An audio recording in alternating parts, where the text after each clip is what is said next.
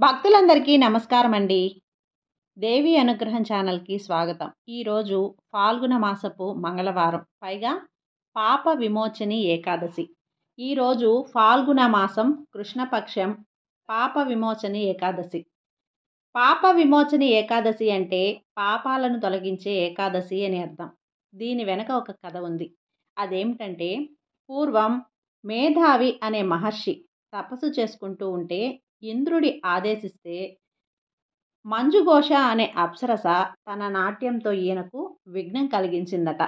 ఆమె నాట్యానికి చెల్లించిన మేధావి తన తపస్సుకి విఘ్నం కలిగించిందన్న ఆగ్రహంతో ఆ మంజుఘోషకి రాక్షస రూపం కలుగుగాక అని శపించారట.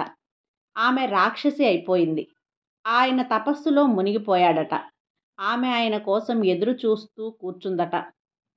ఆయన తపస్సు పూర్తయ్యాక ఆమె ప్రార్థిస్తే మేధావి అనుగ్రహించి ఫాల్గుణ మాసంలో కృష్ణపక్షంలో ఏకాదశి తిథినాడు ఉపవాసన చేసి శ్రీమన్నారాయణమూర్తిని అర్చిస్తే రాక్షస రూపం పోయి తిరిగి నీ అప్సరస రూపం పొందుతావు అని శాప విమోచనాన్ని అనుగ్రహించారట.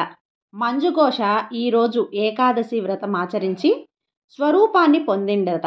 కనుక చేసిన పాపాలేవైనా ఉంటే వాటిని తొలగించే ఏకాదశినే పాప విమోచని ఏకాదశి అని అన్నారు. పాపమును అంకుశము వలె మన మనస్సును నియంత్రించేది కనుక పాపాంకుశ ఏకాదశి అనేది ఏర్పడింది. ఈరోజు ఏకాదశి వ్రతం పాటిస్తే తప్పక ఫలితం లభిస్తుంది అంటారు. పాప విమోచని పేరుతో ఉంది పాపాల నుంచి విముక్తిని ఇచ్చేది అని. పాప విమోచని ఏకాదశి ఉపవాసం పాటించడం ద్వారా వ్యక్తి తెలుసో తెలియకో చేసిన సకల పాపాలు నశిస్తాయి. పాప విమోచని ఏకాదశి రోజున ఉపవాసం ఉండడంతో పాటు లక్ష్మీనారాయణులను కూడా నిర్మల హృదయంతో పూజించాలి. దీనితో పాటు పాప విమోచని ఏకాదశి ఉపవాస కథను కూడా చదవాలి లేదా వినాలి. ఇలా చేయటం వల్ల ఇంట్లో సిరి సంపదలు, శ్రేయస్సు ఎల్లప్పుడూ ఉంటాయని నమ్మకం. ఇక శ్రీ మహావిష్ణువు యొక్క జననం గురించి తెలుసుకుందాం. కృష్ణుడు కృష్ణాదేవి కలయిక వలన కృష్ణాదేవి గర్భం ధరించింది. శతమన్వంతరాల కాలం వరకు గర్భాన్ని మోసి ఒక మగ శిశువుకి జన్మనిచ్చింది.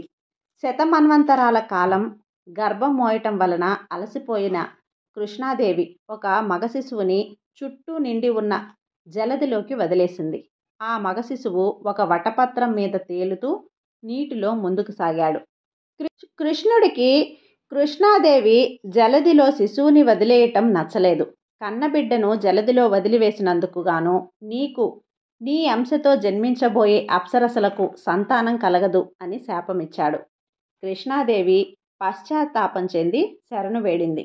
కృష్ణుడు శాంతి చెంది మన్నించాడు. సృష్టి కృష్ణాదేవి వలన ముందుకు సాగదు అనుకొని ఆమె వంక చూశాడు. ఫలితంగా కృష్ణాదేవి జిహ్వాగ్ర భాగం నుండి ధవళ స్వరూపిణి, శ్వేత వస్త్రధారిణి, వీణా పుస్తకధారిణి అయిన మహాసరస్వతి ఆవిర్భవించింది. దేవత అయిన మహాసరస్వతి వాయుభాగం, లక్ష్మీదేవి దక్షిణ భాగం నుంచి రాధాదేవి అవతరించారు. మహాజలదిలో తేలుతూ వెళ్తున్న బాలశిశువు ఆకలి కలిగి కళ్ళు తెరిచి రోదించసాగాడు. రోదన విన్న కృష్ణుడు శిశువు ముందు ప్రత్యక్షమైనాడు. తేజోరూపం చూసి శిశువు ఆకలి, దుఃఖం మరిచి విప్పారి చూడసాగాడు. కృష్ణుడు ఆ శిశువు వంక చూసి, నాయనా, నా తేజస్సులో 16వ అంశ అయిన నీవు నాతో సమానుడివై ఉంటావు. నీకు ఆకలి దప్పులు, దుఃఖ భయాలు, జరామరణాలు ఉండవు. అసంఖ్యాక బ్రహ్మాండాలు నీ రోమ కుపాల నుంచి ఉద్భవిస్తాయి. నీవు సమస్త విశ్వంలో ఉంటావు. సమస్త విశ్వము నీలో ఉంటుంది. సమస్త విశ్వానికి ఆధారభూతుడవైన నీవు మహావిష్ణువు నామంతో ప్రసిద్ధి పొందుతావు. నీటిని నారములు అంటారు. నారములలో నివసిస్తున్నావు కనుక నిన్ను నారాయణుడు అంటారు. సమస్త విశ్వము నీలోనే ఉంటుంది కనుక విశ్వవిరాట్ పురుషుడుగా విరాజిల్లుతావు. అండపిండ బ్రహ్మాండాలకు ఆధారమూర్తివైన నీవు సకల శక్తులు ప్రసాదించే షడక్షర మహామంత్రం కృష్ణ మంత్రం ఉపదేశిస్తాను. వింటున్న బాలవిష్ణువు చేతులు జోడించి మంత్రోపదేశానికి సిద్ధమయ్యాడు. సంసిద్ధుడైన విష్ణువుకి చతుర్భుజాలు, పట్టు పీతాంబరాలు, కిరీటాది స్వర్ణాభరణాలు అలంకరించాడు. కృష్ణుడు ముందుకు వంగి శిశువు కుడి చెవిలో షడక్షర మహామంత్రం ఓం కృష్ణాయ స్వాహ అనే ఉపదేశించాడు. మంత్రోపదేశం పొందగానే బాలశిశువు దేహం దివ్య తేజస్సుతో ప్రకాశిస్తుంది. వాత్సల్యంతో శిశువు వంక చూసి కృష్ణుడు, నాయనా, ఈ షడక్షర మహామంత్రం జపిస్తూ తపస్సు చేయుము.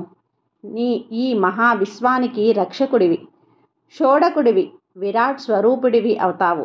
తిరిగి సకల విశ్వం నాలో మహాలయం పొందే వరకు అనేక కల్పాంతరాలు, యుగాంతరాలు కాలచక్ర భ్రమణంలో కలిసిపోతున్న సకల బ్రహ్మాండాలకు నీవే సృష్టి, స్థితి, లయకర్తగా ఉంటావు. ఈ జగత్తుకి ఆద్యుడు, ఆధారుడువైన నీవు జగత్ రక్షణ కోసం అనేక అవతారాలు ధరిస్తావు. నీ నామము ఓం నమో నారాయణ అనే అష్టాక్షరి మంత్రంగా జపించబడి సమస్త ప్రాణులకు శుభములు చేకూరుస్తుంది. అనేక మహత్తులు నీకు సహజ లక్షణాలుగా ఉంటాయి అని ఆశీర్వదించి అంతర్ధానమయ్యాడు. వటపత్ర సాయి రూపంలో ఉన్న మహావిష్ణువు అష్టాక్షరి మహామంత్రం జపిస్తూ అనేక వేల సంవత్సరాలు తపస్సు చేసి తపస్సిద్ధిని పొందాడు. చాలా కాలం తపస్సు చేయటం వలన అలసిపోయిన విష్ణువు విక్రమించాడు. అలసిన విష్ణువు స్వేద జలంతో పాటు ఒక్కొక్క రోమకూపం నుండి ఒక్కొక్క అండము వెలువడ్డాయి. అలా కోట్లాది అండాలు వెలువడి కలిసిపోయి ఒక బ్రహ్మాండం రూపొందింది. మహావిష్ణువు నిద్రలో ఉండటం వలన ఆ బ్రహ్మాండం చైతన్యరహితంగా ఉండిపోయింది. వేల సంవత్సరాలు అలా విశ్రాంతి తీసుకొని విష్ణుడు స్వస్థుడై నిద్రలేచాడు. సృష్టి పొందిన బ్రహ్మాండంలో నారాయణుని దేహము వ్యాపించి దివ్య తేజస్సుతో బ్రహ్మాండం ప్రకాశించింది. తన ఎదురునున్న బ్రహ్మాండాన్ని విష్ణువు తన బ్రొటనవేలితో 2 భాగాలుగా విభజించాడు. చీలిన 2 భాగాలకి మధ్య జలరాశి నీరు ఉధృతంగా రావటంతో బ్రహ్మాండం కింద భాగము నీటిలో మునిగింది. పై భాగంలో మహావిష్ణువు సంకల్పంతో 7 ఊర్ధ్వలోకాలు ఏర్పడ్డాయి. నీటిలో మునిగిన కింద భాగంలో 6 అధోలోకాలు ఏర్పడ్డాయి. బ్రహ్మాండంలో గల కోట్లాది అండాలు కూడా 2 భాగాలుగా విడిపోయి ఊర్ధ్వ అధోలోకాలు ఏర్పడ్డాయి. సప్త ఊర్ధ్వ లోకాలపైన ఏర్పడిన గోళాకాన్ని కృష్ణుడు రాధాదేవితో కలిసి తన నివాసంగా చేసుకున్నాడు. కృష్ణుడి సంకల్పంతో రోమముల నుండి అతని వలె రూపదేహములు గల 1000 మంది పార్షాదులు జన్మించి సేవకులు అయ్యారు. రాధాదేవి శరీరం నుండి కూడా 1000 మంది పాదర్శ గోపికలు జన్మించి చెలికత్తులు అయ్యారు. లోకాలను సృష్టించిన మహావిష్ణువు ఆ లోకాలలో చరాచర జీవులను సృష్టించ సంకల్పించాడు. తనకు అటువంటి శక్తిని ఇమ్మని పరమాత్ముడైన శ్రీకృష్ణుణ్ణి తలచాడు. కృష్ణుడు మహాసరస్వతి నుండి ఉద్భవించిన మహాలక్ష్మిని విష్ణువుకి తోడుగా పంపాడు. మహాలక్ష్మి వచ్చి నారాయణుడి వక్షస్థలమునందు నివాసం ఏర్పరచుకుంది. శ్రీలక్ష్మి వచ్చి చేరడంతో నారాయణుడు సిరి సంపదలు పొంది శ్రీలక్ష్మీనారాయణుడు అయ్యాడు. శ్రీ మహావిష్ణువు యొక్క వక్షస్థల నివాసి అయి శ్రీ మహాలక్ష్మిగా రూపొందింది. ఇప్పుడు విష్ణు భక్తుడి కథ గురించి తెలుసుకుందాం. పృథు చక్రవర్తి పుణ్యచరిత్ర విన్నా చదివినా శుభాలను కలిగిస్తుంది. ధర్మార్థ కామ మోక్షాలను సిద్ధింపజేస్తుంది. శ్రీహరి పాదాల మీద నిశ్చలమైన భక్తి కలుగుతుంది. విష్ణు పదాన్ని పొందుతారు. ఉత్తానపాదుడు సునీత దంపతుల కుమారుడు అయిన ధ్రువుడు గొప్ప విష్ణు భక్తుడు. ప్రశంసనీయమైన యశస్సు కలవాడు. ఆయనకు 2 కుమారులు. పెద్ద కుమారుడు అయిన ఉత్కలుడు శాంతమూర్తి. సమదర్శనుడు మందబుద్ధి వలె వెర్రివాడి వలె ప్రవర్తించేవాడు. మంత్రులు వానిని పిచ్చివానిగా భావించి అతని తమ్ముడైన వశ్చరునకు పట్టం కట్టారు. వశ్చరుని వంశంలో ఉల్కడు అనేవానికి పుష్కరిణి అనే భార్య వలన అంగుడు, సుమనుడు, ఖ్యాతి, క్రతువు, అంగీసరుడు, గయుడు అనే 6 పుత్రులు ఉదయించారు. ఒకసారి రాజర్షి అయిన అంగభూపతి అశ్వమేధ యాగం తలపెట్టాడు. హోమం పూర్తయిన తర్వాత దేవతలు హవిర్భాగాలను అందుకోవటానికి రాలేదు. అప్పుడు సదస్యులు, రాజా, నువ్వు పూర్వజన్మలో చేసిన పాపం వలన నీకు సంతానం లేదు. అందుచేతనే దేవతలు హవిర్భాగాలను భుజించడానికి రాలేదు. నీవు ముందు పుత్రకామేష్టి యాగం చేసి పుత్రుణ్ణి పొందాలి. అలా చేస్తే దేవతలు హవిస్సుతో తమ తమ భాగాలను అందుకుంటారు. తర్వాత యజ్ఞపురుషుడైన శ్రీహరిని ప్రార్థిస్తే నీకు అన్ని కార్యాలు చక్కగా నెరవేరుతాయి అని చెప్పారు. వారి సలహా ప్రకారం అంగరాజు పుత్రకామేష్టి నిర్వర్తించి యజ్ఞపురుషుని ద్వారా లభించిన పాయసాన్ని తన భార్య సునీతకు ఇచ్చాడు. కొద్ది రోజులకు ఆమె గర్భం ధరించి ఒక పుత్రుణ్ణి కన్నది. ఆ కుమారుని పేరు వేణుడు. వేణుడు తన మాతామహుడైన మృత్యుదేవతల వలె అధర్మ మార్గంలో జీవించసాగాడు. చిన్నతనంలోనే తన ఈడు పిల్లలను ఈడ్చుకొని వచ్చి జాలి లేకుండా పశువులను చంపినట్లు చంపేవాడు. పాప మార్గంలో తిరుగుతున్న కుమారుణ్ణి అంగరాజు ఎన్నోసార్లు దండించాడు. అయినా అతని ప్రవర్తనలో మార్పు లేదు. చెడ్డ కొడుకు వల్ల మనోవ్యధతో ఒకనాడు అంగరాజు ఎవ్వరికీ చెప్పకుండా ఇల్లు విడిచి ఎక్కడికో వెళ్ళిపోయాడు. ఎంత వెతికినా ఆయన జాడ తెలియలేదు. రక్షకుడు అయిన రాజు లేకపోవటం వలన పశువుల వలె ప్రవర్తిస్తున్న ప్రజలను చూసి భృగువు మొదలైన మునీంద్రులు లోకక్షేమం కొరకు వేణుని తల్లి సునీత ఆజ్ఞతో వేణునికి రాజ్యాభిషేకం చేశారు. మదించిన ఏనుగు వలె తిరుగుతూ వేణుడు స్వభావ సిద్ధమైన అహంకారంతో అందరినీ అవమానిస్తూ తిరిగేవాడు. పరమసాధువు అయిన సునీత కడుపున పుట్టినప్పటికీ స్వభావం వలన దుష్టుడు. మునులందరూ ఎంత హితబోధ చేసినా వినలేదు. నేను తప్ప వేరే భగవంతుడు లేడు, నన్ను పూజించండి అని మునులను హేళన చేసేవాడు. చివరకు ఆ మునీశ్వరుల శాపంతో వేణుడు మరణించాడు. సునీత తన కుమారుడి మరణానికి దుఃఖించింది. యోగశక్తి చేత వేణుని శరీరాన్ని చెడిపోకుండా కాపాడింది. రాజు లేకపోవటం వలన దేశమంతా కూడా అరాచకమైన, ఒకరినొకరు హింసించుకోవటం, దోపిడీలు, హత్యలు ఎక్కువ కావడం జరిగింది. ఎంతో గొప్ప పేరు గాంచిన వంశం ఇంతటితో ముగియకూడదని, వంశాన్ని నిలబెట్టాలని మునులు నిర్ణయించుకున్నారు. వేణుని శవాన్ని సమీపించి మునులందరూ కూడా అతని తొడను మదించారు. అప్పుడు వేణుని తొడ నుండి ఒక బోయవాడు పుట్టాడు. అతను నల్లగా పొట్టిగా ఉన్నాడు. ఒక మరగుజ్జువాడు దీనముఖంతో నేను చేయవలసిన పని ఏమిటి అని అడిగాడు. అప్పుడు మునులు నిషీద అనగా కూర్చుండు అన్నారు. అందుచేత వాని పేరు నిషాదుడు అయింది.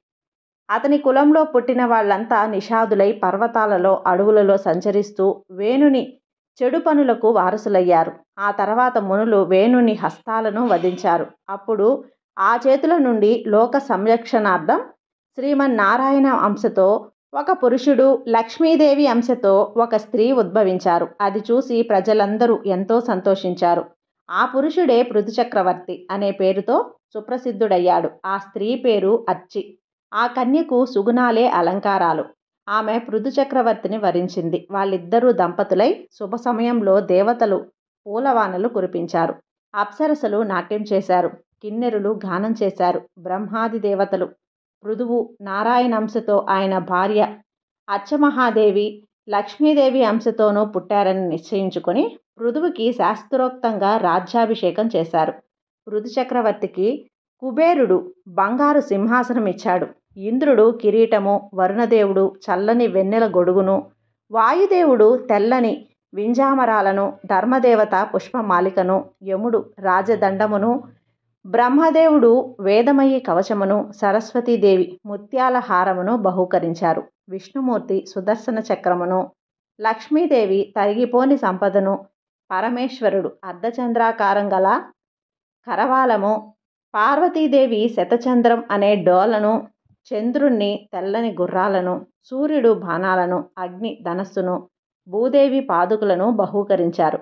పృథు చక్రవర్తి ఉత్తముడు, ధర్మపారాయణుడు, మహాదాత, దయామయుడు, ప్రజారక్షకుడు, పరాక్రమవంతులు. అటువంటి పృథు చక్రవర్తి రాజ్యపాలనలో ఒకసారి భూమి సారహీనమైపోయింది. ప్రజలు పంటలు లేక మలమలా మాడిపోతూ రాజును శరణుజొచ్చారు.